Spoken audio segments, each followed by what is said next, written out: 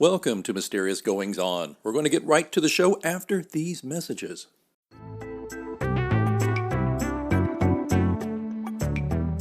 You know, I love podcasting. I have since 2006, back when you had to use like a Dixie cup with string to make the thing work. And that's why I'm so excited that we recently moved Mysterious Goings On to Anchor FM to record our podcast. I gotta tell you, I don't regret it a bit. If you haven't heard about Anchor, it's the easiest way to make a podcast. Let me explain. First of all, it's free. There's creation tools that allow you to record and edit your podcast right from your phone or computer. Anchor will distribute your podcast for you so it can be heard on Spotify, Apple Podcasts, and many more.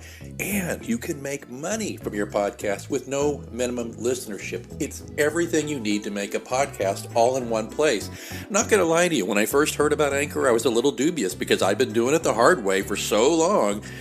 But I got to tell you, it's very easy. Use a Stripe account. Get sponsors. You're not paying monthly hosting fees. The sound quality is great. The distribution is phenomenal. Friends, download the free Anchor app today if you want to start your own podcast, or go to anchor.fm to get started. Remember, you heard it here first on Mysterious Goings On.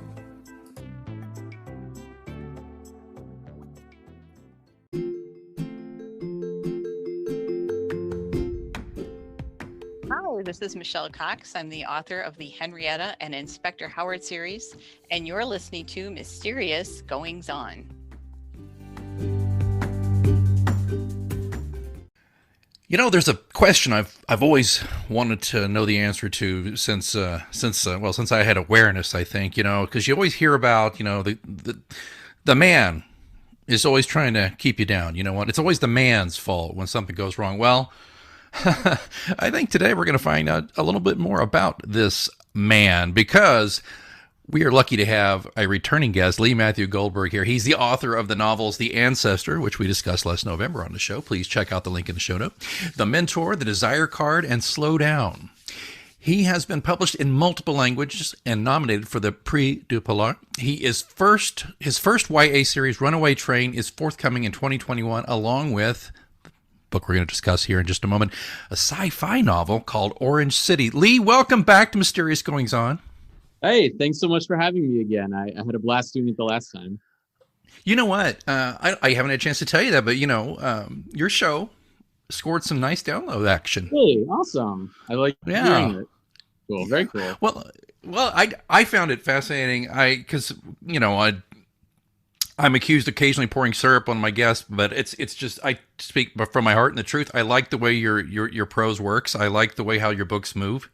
From what I've The Ancestor, and now of course Orange City, I like how you get a lot packed in, and you're not like, you're not giving me a hernia like Stephen King with like a 600-700 page book. Yeah. It's like, I want people to get like in and out. It's like, get the story, move it along, and then hopefully pick up another one of my books. And it also helps me release more books that way. Let's go right into that now. You and I were chatting offline, and of course, I looked at your press kit when I got, looked at everything. It's like, geez Louise, wait a minute. He's got 5 books in the pipe or something like that. Yeah. Tell me about that. I have 4 books coming out this year. So Orange City is the first, and then the YA series, the first 2 books will be coming out. And then I have a weird thriller coming out at the end of the year as well. A lot of it for me is like a backlog. So it's books that I have written that now are getting attention and getting, deals and published. So that's kind of happening right now. I still have I honestly have about 7 books that are like still in the backlog. So yeah, they're like, some things are ones that I've written, 10 years ago and that I've kind of tooled with a little bit. So it's exciting that now there's like attention and there's interest and I can publish them. I think that tree you sit under in Central Park is you're probably going to, I don't know, they're going to either like put a plaque beside it someday or the park people are going to come after you and say, man, we need to let some grass grow here. Yeah, I was there yesterday actually, and they were reseeding the area and I got kicked out. I hopped the fence, and I wasn't supposed to do that. But I hadn't seen it. It had been winter, like it had been too long. But honestly, they'll open it up in about a week, so I really think. Yeah. Isn't that funny how I just guessed that was probably what was happening? I mean, New York City, it was like the first really beautiful day yesterday. It was like 60 and sunny. Like, I'm not going to not be actually working. I'm sorry. No, you got to do it. You got to. Yeah, folks, if you don't know what I'm talking about, go again, click the link in the show notes and listen to our first interview with Lee, because we talk about how he furiously scribbling in his notebook under a tree in glorious Central Park, which, yeah, we had our first really nice couple of 3-year days about last week, and then we got hit with rain, but that's okay. We got that taste. We know it's coming. It's okay. Yeah, I can wait. Yeah. As the late great Joe Cocker said, I can stand a little rain. Rain's not bad. Rain is good. April showers. I mean, it's going to happen. They do bring Mayflowers, and you know what Mayflowers bring, right? What do they bring? Oh, furniture, because the Mayflower Moving Company, they bring your furniture. Ah, okay, nice. Yeah. Thank you. Little wordplay with an author. That's why they pay me the big bucks. I always like a good little wordplay. Let's talk about Orange City. This is the thing here. A lot of people, and we know this is true, Lee, a lot of people, especially when they go to a bookstore, which, by the way, I think that people will, reflexively after lockdowns are starting to end, actually get off Amazon and go into a bookstore. Okay. And I think when somebody sees that it's Orange City is a dynamic mashup of 1984 meets Lost, Orange City is a lurid dystopian first book in a series that will continue with the explosive sequel, Lemon World. But you had a review. If you don't, forgive me, Lee, I'm going to embarrass you. You had a review on Kirkus. I know you hate it when I read your good reviews, buddy. But I'm gonna that was a really good one, so I'm totally fine with it. Yeah. So Kirkus says, neatly paced and escalating like a sinister bar crawl. Oh, my God, I love that. The novel gives readers the flavor of Philip K. Dick and perhaps a little Kafka and J.G. Ballard in the mixology. We'll drink to that. I'm glad he said Philip K. Dick, because I got to tell you, that's where I went with this. I thought about it a little later, a little more, and I haven't written. By the way, I owe you a review. I know you're waiting for my review, of course, but yeah.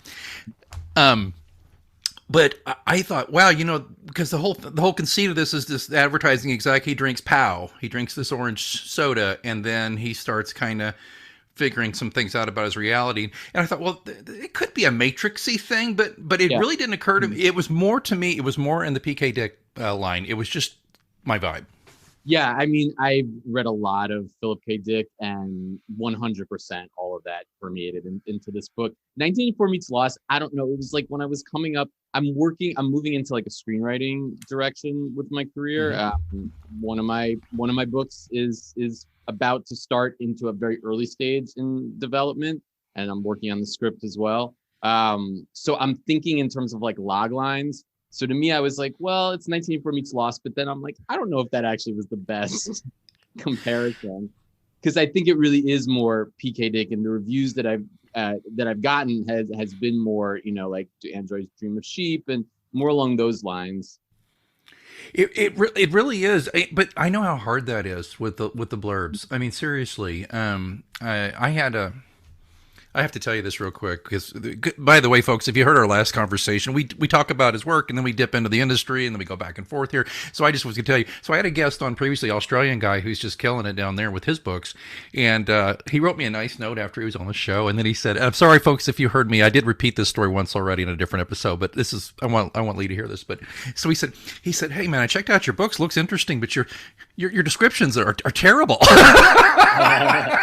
It's the hardest. It's like harder to write sometimes in the book itself, because you're condensing, I think Orange City is about 300 pages into a paragraph. I mean, it's not easy, for somebody that's not naturally a copywriter. So you're trying to just grab at like all these like kind of, cool phrases and things like that to get people to, pick up the book and buy it from you. Well, yeah, and I told him, I kind of said back to him, I said, well, that's just like trying to say some, just one nice thing about your children, you just, but it's true. And yeah, it's very hard for me to do that. But anyway, he gave me, long story short, he gave me some free advice, and he actually kind of gave me an example, and he wrote up one for me. And I mentioned this again. I was, Michelle Cox, another author, she's Chicago based, told her about it. And actually about a month later, I saw an uptick. And Maybe I owe him. I owe him some money. I don't know. Don't tell him. Yeah. Okay. You know, maybe just like an IOU for the future.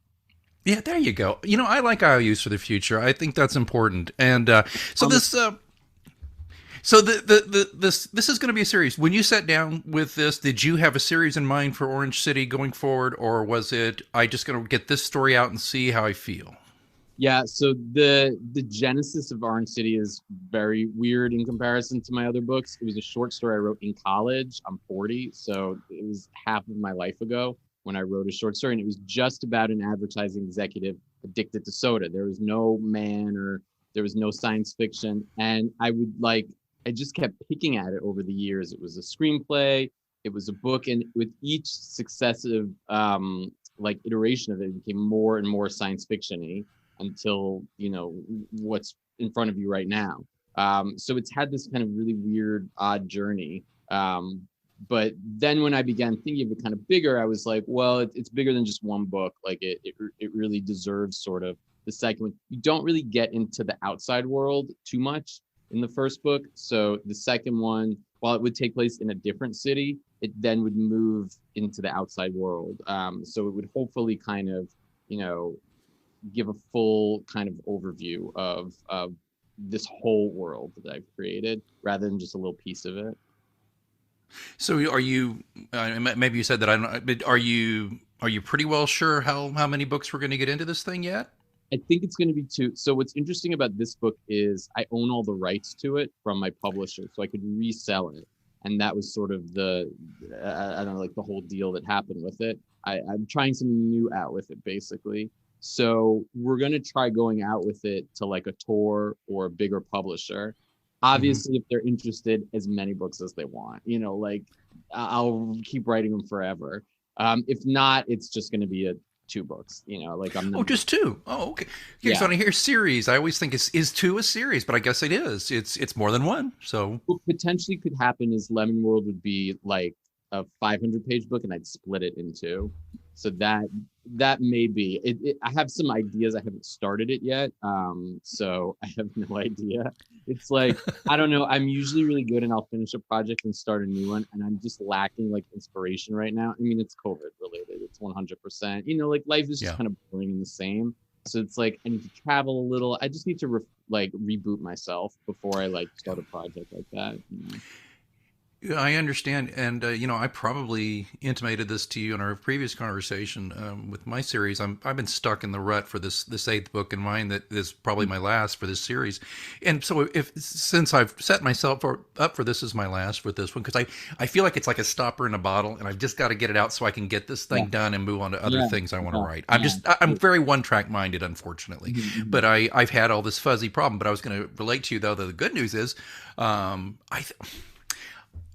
I think it's because vaccines got rolled out, and in our area, the sun came out. I felt a shift. I felt hope, and then I felt like, damn man, get busy. And I've written like 10,000 words in the past month now. For me, that's a lot. Wow, awesome. That's great. Yeah, it's like I was reversed. It was like I was so prolific during all of this last year because I was just stuck in my apartment. So like now it's like I got my first vaccine shot, the sun is out, it's like I kind of don't want to write, it's like I want to like live a little bit. So I'm having this like I don't know, converse kind of experience. Then I know a lot of other writers that weren't able to like put a word down this entire year, and I didn't have that case, so it's like hitting me now for whatever reason. I don't know. Well, you got money in the bank, so to speak. You did all this work during it, so you go out and live a little. I mean, come on, man. And you live in the greatest city in the world, for God's sake. Get out there. Yeah. Well, I'm waiting for my I have my second shot in a week and a half. So, like, yeah, before I go crazy. That's fantastic. That is fantastic. Yeah, I'm very close on getting all taken care of myself, which is great, and my family is too. So I'm. Awesome. It's a huge blessing. Lee, let's talk a little bit more about this though. And then I'd like to get into some. I kind of want to continue the conversation we had last time a little bit about talk about screenwriting and things like that. But first, because you already told us that Orange City really wasn't this 20 years ago. It was something else. A guy addicted to soda. But now you've turned in what's the trials and tribulations, pitfalls, etc., or rewards of going from what you've been writing to sci-fi? Yeah, I mean, it's like a double-edged sword. I love about sci-fi is you could kind of make anything up and completely create this your own world, but it's by far the hardest genre to write, bar none. I could bang out a thriller in 2 months. There's no way I could do that with a sci-fi novel. Hence it taking me 20 years to write this. And it's because you have to create this whole new believable world. You know, Arn City, it takes place in the future. It may be this world, it may not be this world. It doesn't really specify, but it's this whole other creation. So making that believable, and I'm amazed by some sci-fi writers that also could just bang them out so fast. I don't know how they do that. I mean, I'm completely in awe. And my interest in sci-fi has gotten bigger over the last few years too. So like I've seen a lot more sci-fi films. I've read a lot more sci-fi books. So it's just this genre that I felt I wanted to try, basically. And I feel like as a writer these days, you know, it's kind of a shame because I feel like a lot of publishers, they're like, you're a thriller writer and like, that's what you're going to do. And like, F you for trying anything else. And I'm kind of like, no, like I'm young. I want to write as many types of things as I want to write. And if it doesn't work, then don't publish it. I mean, I don't, you know, but if it's good, then like, I could find a whole new audience, and hopefully I'm finding a new sci-fi audience as well. Tell me about the man, though. I got this whole Doc Ock thing here. Tell us about the man. I think you need to, if you can, tell us a little bit about him, because I think he is, if people aren't interested yet, tell us a little bit about the man and why this is a pull to Orange City.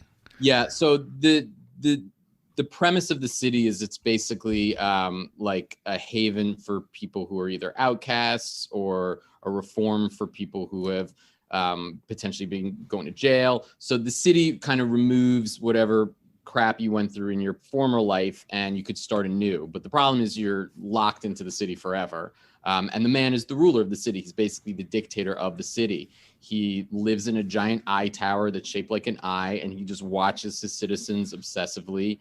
And he's crazy. He has all these limbs shaped onto his body because he wants to look like an evil arachnid spider, and really just kind of put fear in the minds of his citizens, but also because he's obsessed with it as well. My idea for him came from, it was a little bit Slender Man. So because the man is like super skinny. And I don't know, there's like a creepiness. There was a movie with Christian Bale too, The Machinist, where he like loses like all this weight and he just had this very like creepy form to him. But also I love Francis Bacon, the painter. And I feel like it was maybe at the Guggenheim. I went to a Francis Bacon exhibition, and so many of his paintings, they're these like such weird, creepy kind of forms of people. So the man kind of came out of that. He was kind of like a Francis Bacon nightmare. To me, I also just couldn't help but think, since he was the eye and the ruler, that all these limbs meant that he, you know, he had a hand on all the levers of power, because he had all of these different. Yeah. I mean, it's his way of control too. So like, if you misbehave in the city, you get sent to the empty zones, just these kind of barren wastelands, and they feed you these pills that make your limbs fall off, and he just kind of collects them. So you find that, it's a little bit of a spoiler, but you find that out later in the book. So it's a way of him controlling the citizens. Literally, like, he takes their limbs from them and he uses it as like a way to like, oppress them and keep his thumb over them, basically. Because I mean, you want to keep your limbs, like, so you want to behave, so you can do that. And he also has this obsession with eyes too. Like, he collects his secretary's eyes and then he sews them, he like zippers them shut. He's just he's just a crazy person. Like, somebody else said to me, like, Jared Kushner reminded them of the man. Like, yeah, sure, absolutely, yeah. I don't know if it was influence, but like, absolutely, it's Jared Kushner. We are always always, I say that. We've spoken twice, but we seem to be on the same level so many times, because I was getting ready to ask you, would there have been somebody who used to be in the White House who maybe was something of an inspiration here? Not just Trump, but like you said, because Jared really did have that Slender Man thing going on. Yeah. There also were these ads all over New York City that was like looking for Slender Man, and it was a picture of Jared Kushner, and it was like dead in the eyes and like, married to Ivanka. It was like making fun of him, obviously. Yeah, I mean, the book, I mean, it's twofold because I started it so long ago. Obviously, I was not thinking about Trump when I first began it. But I mean, the book is called Orange City. Like, I think it's more of a coincidence, but these past garbage 4 years that we've been through, sorry for any of your listeners who are MAGA. I highly doubt it, but well, they're both turning it off right now, both of them. Okay, so people buy, but yeah, I mean, these last 4 years and the idea of what came off as a dictator completely, by osmosis, went into Orange City. So like the man is not Trump, but like there's aspects of him that definitely I've put in that. And it's almost like weird now because, we're moving away from that era, and it's like I don't want to give him any credence. I don't want to speak of him. I don't want to talk about him. So it's interesting when people are like, oh, Orange City. And I'm like, yeah, yes, he's orange, but also like orange is a great color. It's a really good fruit. Like, let's take back orange from this garbage person that like took it from us, kind of. And I don't know, the Orange City is the start of that. I love that. No, and I did not for a moment presume that it was that on the nose that you picked, but it just did seem to work out that way. And then when you tell us it's really, it's a fun bonus that goes in the book. But I will say, I've had a few right-wing reviews of the book of somebody who's right-wing, who I think it's almost like what they're able to do very well, where like no matter what, it works for them. Like they could fit their own kind of, hypocrisy into anything. So, and 1984 sometimes is very misread as almost like pro right wing, anti Big Brother and anti tech. So like I've had a few reviews that have like, almost like that was the intention of the book. That it was that. And I'm like, at the same time, I'm not going to tell anybody how they should read a book. I am a fan of free speech and like that a part of books too. What I don't like is how they're using free speech as like the thing they're hanging on now, that like that's the tenet of right wing. It's like free speech. So that was the one or two reviews that I got connected to that, which was weird, but interesting at the same time. Well, you see it, just not to belabor it, but you do see it. I happen to think that, and I'm not the only one who thinks this, obviously, but that a lot of people are conflating liberty and free expression. They're equating that with their rights, and they have a right to it, but they don't have a right to. They're confusing freedom and liberty with selfishness, I guess is where I'm going. Yes, yeah. Or like being an asshole. It's like you have the right to be one, but like, should you be one? No. So, and that's what they're like connecting to, it's very bizarre right now. We're in very bizarre times. Well, but you make a great point. Just one last point on this is just that, social media, for example, where people definitely are free to be assholes. But the point being, if social media is supposed to be a projection of the common weal of our society, and it's online where it's a public square, it's an agora, it's all these things. Okay, great. Everybody's sitting around having a nice cup of tea in the square. There's a fountain going off. There's children playing. There's pigeons everywhere. And then some asshole comes in swinging a chainsaw. Well, guess what? You're out. You don't get to be in the public square, right? Yeah, absolutely. So that's a perfect analogy. So it's like, why should they be allowed, to just spew their hate anywhere? It was the same thing when like that idiot Josh Hawley, his book was denied by Simon & Schuster. People were like, my senator, you know that, right? Oh, really? Missouri. Oh, well, I'm sorry. It's not my fault. I promise. No, it's not you. It's not you. It's a product of just unfortunate circumstance.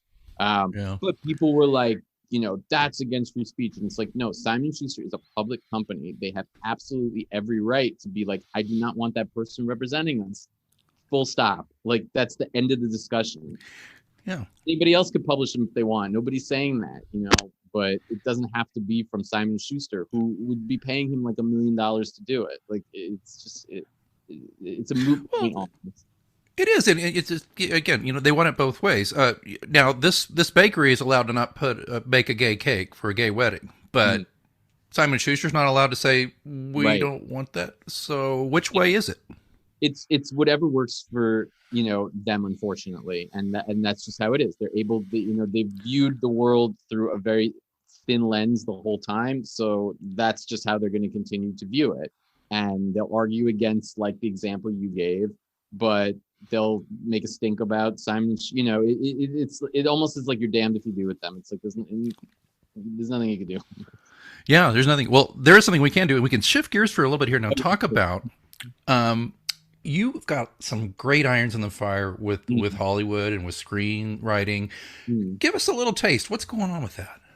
Sure. So I can't really say too much or be specific about anything because I'm signing some like clauses. But one of my books for a very long time has been up and down in terms of, development.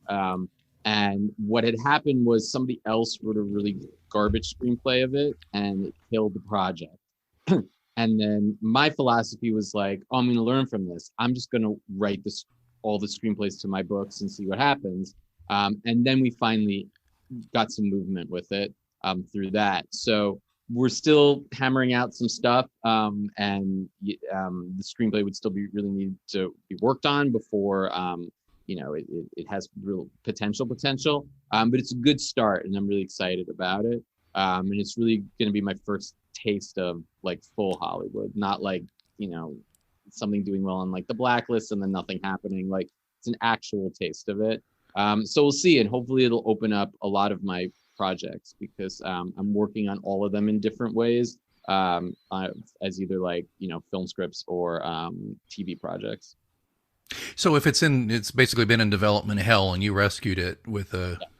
Okay, so how do you do? Does that a situation where you can just speak, sure. metaphoric or not metaphoric? Yeah. You can just speak, whoa, somebody's. Yeah, sorry, I don't know if you heard that, but apparently the loudest motorcycle in the world just went by our studios. I mean, I didn't hear anything. It's like it's always. So do you build that into a contract, or when they want to option you, like, okay, I get first pass at the screenplay? Is that something you can do, or do you? Yeah. So with this one, it would be optioned from the book, but also from my script. So it's like a twofold kind of thing. Oh. Not even quite an option yet. It's like the preliminary before an option almost. And then they shop it basically. And that's about the most I could say, in terms of it. But I think for all writers out there, who better, if you have the capabilities and you want to try screenwriting, who knows your project better than yourself, basically? You've written the book. And these days too, like Hollywood is so foaming at the mouth. Novelists all of a sudden were like unicorns. We're like, oh my God, like you could write like a full, an 8-series book. Like it just lends itself to becoming a TV show completely. And it's like all the plots are already there for them to sort of work with. So right. Novelists, there's like been this shift where we're in more demand in Hollywood. It's all about just finding the right connections and making it happen. And a lot of times, it's just right place, right time, kind of. Yeah, definitely. That's what I understand. And one reason I kept my series going too is because we spoke about this last time. Is novelists are unicorns because typically if they've written a series, well, one that you can Bible that out, and that's very appealing to Netflix and stuff like that, who want a lot of content and they want to know where it's going, right? Right. You write one book, that's great.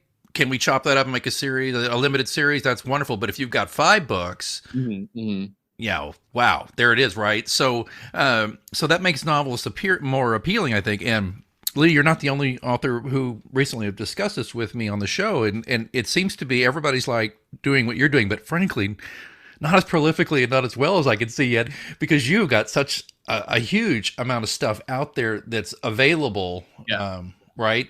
And that's been your strategy for a while now, right? Yeah, it's like twofold. I think of it just like throw everything at the wall, and also I tell my agent this sometimes. It's like let's do just in like a basketball analogy, like let's just do a full court press. So like it's almost like not letting somebody say no, because it's like you don't like this, here's this. What about this? Here's this. Like you're just bombarding people and slowly building those relationships as well. But what I found with Hollywood, it's really finding the right relationships, because if you don't, projects could just kind of languish forever. And that's kind of what happened with mine before. Like people were attached, there were no real contracts, so there was no real investment. And then when there was less of an interest, and also I was not spoken to at all in that whole process. Oh wow. You don't exist basically. So having it be my screenplay, it's like I exhibit a little more control over the process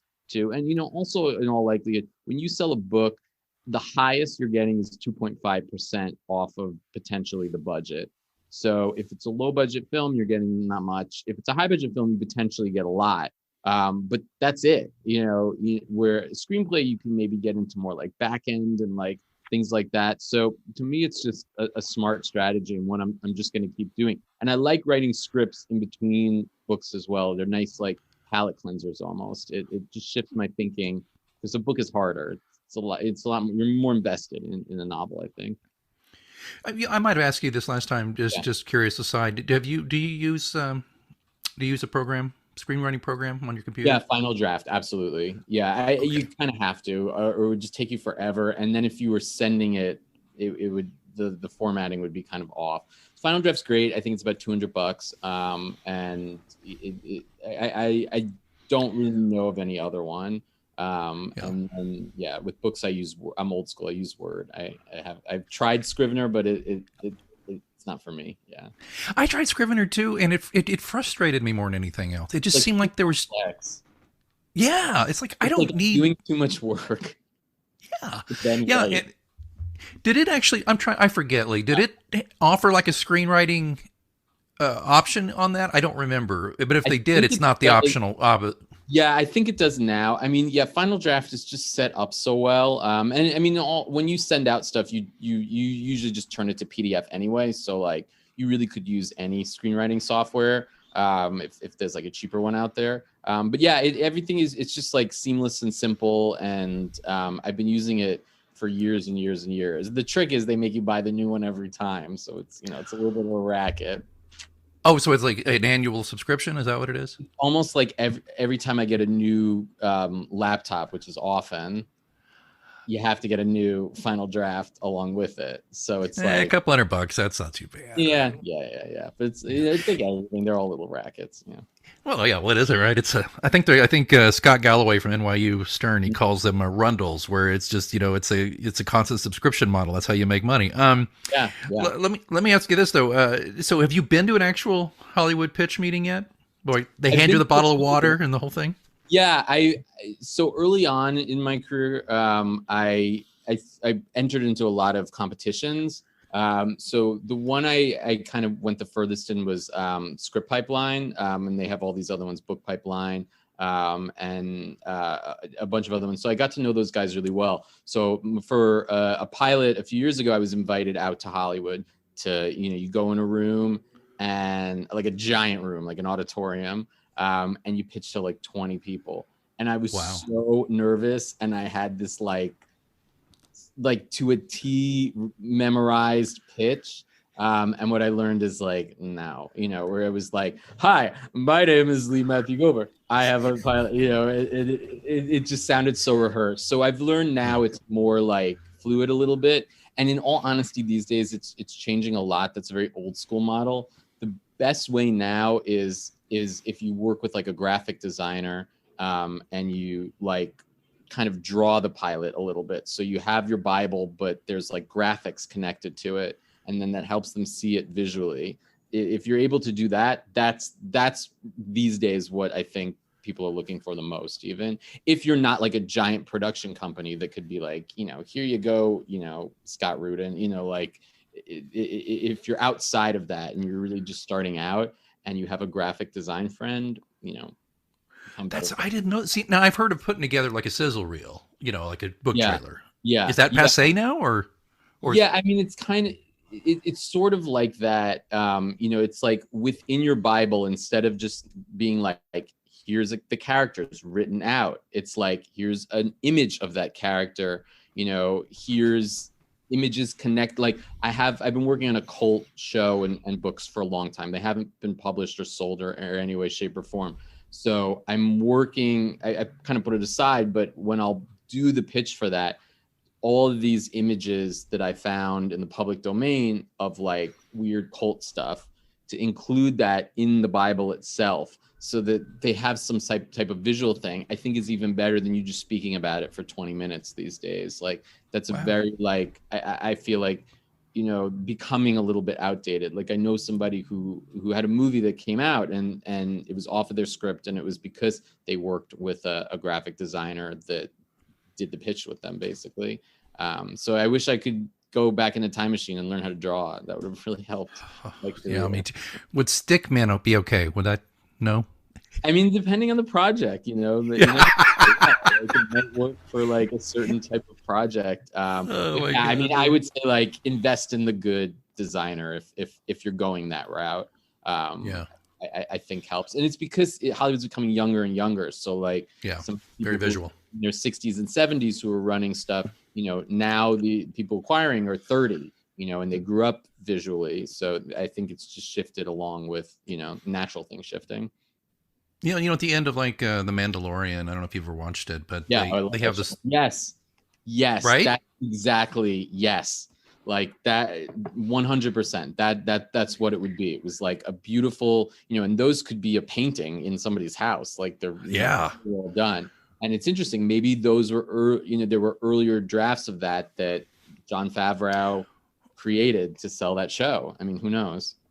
So those could. So really, if you tell me, but so maybe just get the major story beats, which of course would include the pictures of your main characters, and you could that way you don't break the bank trying to do 50 pictures. You do like a dozen or something for the major story beats. Would that work? I mean, think about for something like Orange City. For me to describe the man, I'm like, he's like Slender Man. I was influenced by Francis Bacon. He has a million different arms and shapes. I'm describing him, but it's taking a while, as opposed to like, what if somebody just drew a picture of that and it was like, here he is. And they're like, oh, that looks really appealing for a show. Jared Kushner with extra arms. Yeah, exactly. Like, oh, I could really, really see that. So I mean, I think that's I think at worst, it could never hurt. So like if you have the capabilities and you add it to your pitch, I think, and I mean, kind of thinking of it like sizzle reel a little bit. There's a better word for it that is escaping me that I think it's actually called, that I don't know why I can't. I'll dig into it. I have just, as usual, I've learned something really cool from you. Thank you. Okay, guys, we're sadly got to wrap up. I don't want to keep you. I know you've got like another book to write this afternoon. But let me get what's next now. I know about the sequel to Orange City's coming up, Lemon World. But anything else we need to know about? Yeah, so I'm really, really excited. My first young adult series is coming out, and the first book will be out April 29th, so really, really soon. And it's called Runaway Train, and it's about a grunge girl in the 90s. It starts off very sad. Her sister dies of a brain aneurysm, and she kind of just loses herself. So she runs away to do all the items on her bucket list that her sister never potentially was able to do. But it's set to a grunge soundtrack. So each chapter is like a different song on the mixtape would give to her sister. And that's fantastic. Thank you. I'm really, really proud of this one. And it culminates with her trying to meet her idol, Kurt Cobain. So her goal is to get to Seattle and push Courtney Love aside and meet Kurt Cobain for herself and like fall in love with him. And in the process, she wants to be a singer too, so she kind of finds her voice during it. So it's very sweet. It's very different from anything else I've written. But she's really sarcastic and funny. So like she's kind of like a 16-year-old girl version of myself. You contain multitudes. You really do, man. This is very impressive. And Soul Asylum allowed us to use the rights in the book. So what is this mind meld? I was getting ready to say, although I got to be honest with you, I know it's about Kurt Cobain coming, but I just keep hearing Soul Asylum here. So yeah. I mean, Nirvana, that would have been impossible to use. Yeah. Impossible to get those lyrics. But yeah, I was in touch with. It's like this whole complicated thing. It's like 8 people own the rights, and you have to get through all of it. But it honestly was very, very cheap in comparison to what I thought it was going to be. So yeah, it was great. I think a lot of authors don't understand. You can't just quote your favorite song like at the header of every chapter. You could get nailed for that, right? Oh yeah, no, you absolutely can't. You could refer to a song, so you could refer to the lyrics of a song. So like, she talks about the song Violet by Hole, where she's like, and the sky was full of amethysts, but you can't literally quote it. But the book opens with a quote from the song Runaway Train. And it was really important for me to have that. So it was worth it. I mean, it took about 2 months to back and forth. But it was a couple $100. It really wasn't. That's incredible. Well, yeah. I have done that. I have a running gag in my series where at one point or another there's a Colin Hay, former lead singer of Men at Work song, it's his solo stuff, right, is playing, or there's a song, but I don't quote the song, I just mention the song, right, or the vibe. Yeah. You could absolutely just mention a song, and because, like I said, the book, each chapter is, so like it opens with a Stone Temple Pilots song, but it just says the song. So the it's like chapter 1, Dead and Bloated, Stone Temple Pilots, chapter 2. And she'll listen to the song in the chapter, and each chapter kind of mirrors, so like the first chapter is when she finds out her sister dies, it's connected to the song, so like it goes like that. But I had to be very careful, and I just finished the sequel, and I was able to do it without kind of using it, but there's a Jesus and Mary Chain song at the end that I really want to try to get the rights of to use it. So I might try to reach out for that. Just because I feel like people might not know the lyrics, and I think the lyrics would really kind of help shape the scene. Do you hit their manager up, the management firm? Is that where you go? You do it twofold. It's like I hit up Soul Asylum's manager, who's really nice, and even was like, I'll send Dave Berner some of that. I haven't heard since, and this was a few months ago, so I don't think he read it. But he was like, oh, he'd be so happy to hear that you were inspired by the song, and I love that. And then they put me in touch because it was owned by both David Perner and a management company. So there's certain companies that deal with those management companies, and you contact them directly, and they it's like rights management. And you kind of just go back and forth, and then you have to send them literally where it's taking place in the book, so they have to prove it. So it was the opening quote, and then in like chapter 3 she like cranks her tunes and like is singing 2 lyrics from Runaway Train in her car. So they had to make sure that the scene was like probably not like denigrating the song or using it in an uncomfortable way or anything. So it took about 2 or 3 months, like a back and forth. It was a lot. I wouldn't do it unless like it really was. Yeah. I tried to get, well, speaking of Colin Hay, I wanted to actually, but this was different. This is for broadcast. I wanted to use one of his songs, Looking for Jack, for a limited podcast series I was going to do. That's a whole different thing than just printing a few lyrics. That's huge. So much more expensive. It's like, it's so much more because they're literally hearing the song. So you're paying for the song. You're not just paying for the lyrics. So I think you're dealing with like whole other rights management connected to it. And I know it could be like thousands and thousands of dollars to do that. Yeah. They basically just kind of laughed me out of the room. I was like, oh, never mind.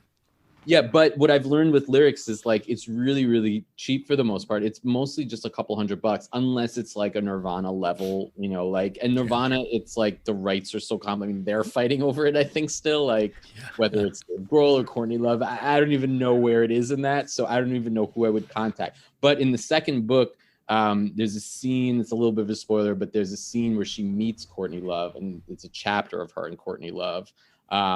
And I could just do that. I mean, I don't have to get the rights from anybody. And I researched exactly what Courtney Love was doing at that time.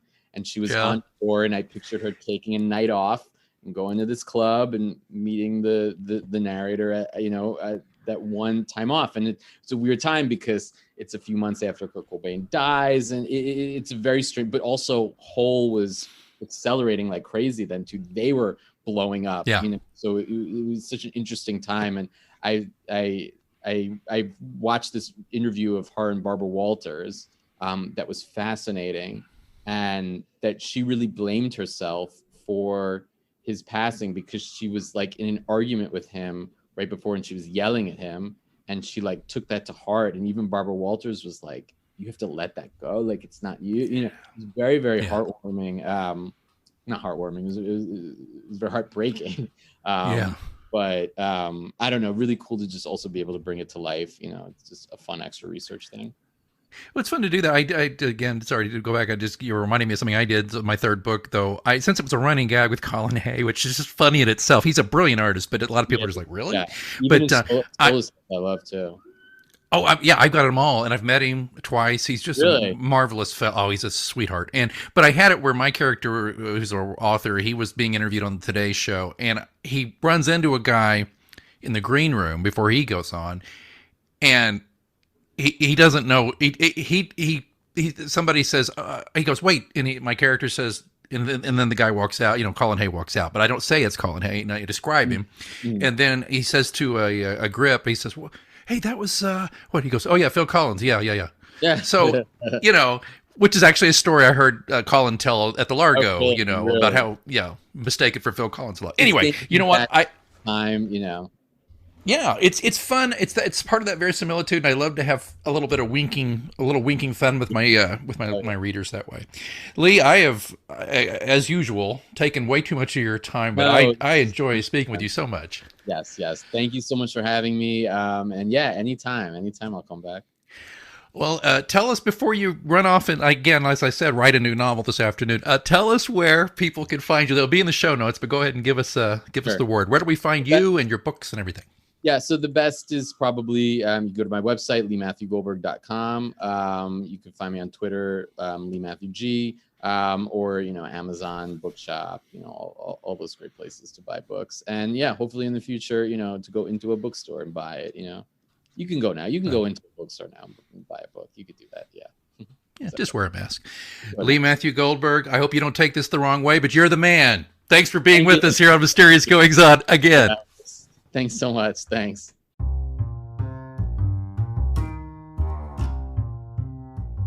Hey folks, we're going to take a quick break in the episode. I probably mentioned here and there that I have another podcast called PR After Hours. PR After Hours is basically an after-hours virtual lounge where public relations, marketing, and general business professionals get together and have a laid-back conversation about what they do and how we can help each other. It's great tips if you're running a business or if you're part of a PR or marketing team or you own your own business. I guarantee you'll learn a lot of stuff. It's a twice weekly show. We've been doing it for a year now. Very proud of it, and you can get it right here on Anchor FM or pretty much wherever you get quality podcasts. But if you want to learn more information about PR After Hours, please visit prafterhours.com. I hope you'll check it out. It's a little bit different vibe, obviously, than Mysterious Goings On, but also I think if you're not careful, you might learn something and have a laugh or two as well. Thanks so much. Again, that's PR After Hours on Anchor FM.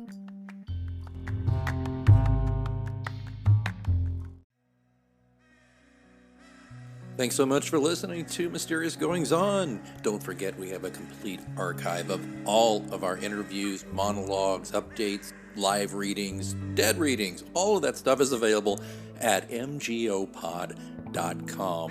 And of course, don't forget to subscribe to us so you never miss an episode. We're on Apple Podcasts, Spotify, all the usual suspects. Please join us there.